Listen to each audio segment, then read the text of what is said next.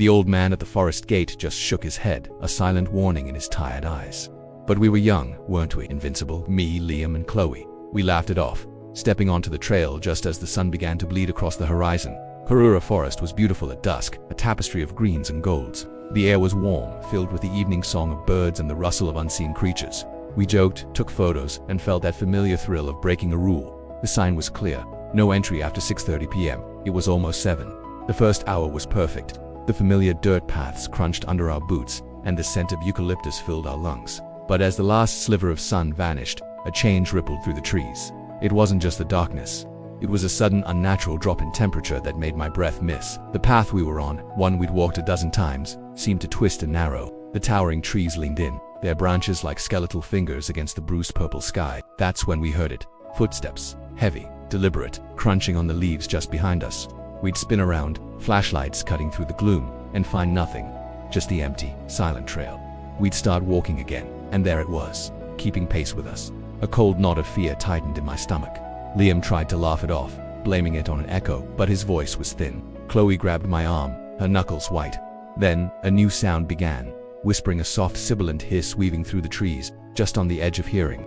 It sounded like it was calling our names. Liam sighed. From somewhere deep in the woods to our left, Liam froze, his head snapping in that direction.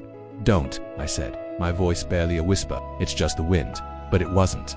The forest had gone dead silent. No insects, no birds, not even the rustle of wind through the leaves.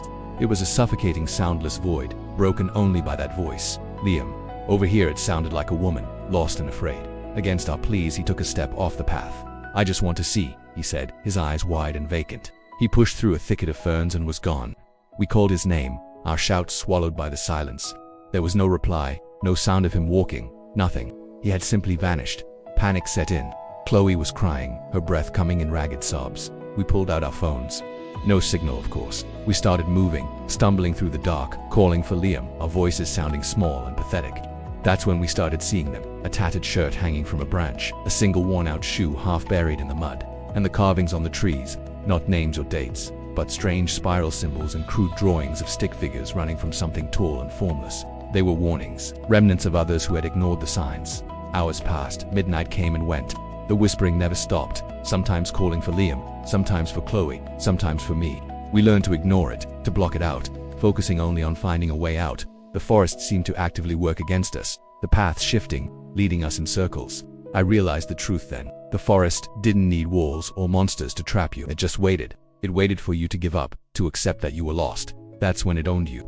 "We're not lost," I told Chloe, my voice firm. "We just haven't found the exit yet." We held on to that thought like a lifeline. Just as the first hint of gray light touched the sky, we saw it. A fence, the boundary of the forest. We scrambled towards it, tears of relief streaming down our faces. We didn't look back. We climbed over and ran, not stopping until the sun was fully up and the sounds of the city surrounded us. We never found Liam. The police searched for weeks, but it was like he'd stepped off the face of the earth. It's been a year now. I try to live a normal life, but sometimes, when it's quiet, I hear it. Footsteps, just behind me, late at night. When I'm alone in my apartment, I'll hear a faint whisper from the darkest corner of the room. It's my own voice, and it's calling Liam's name.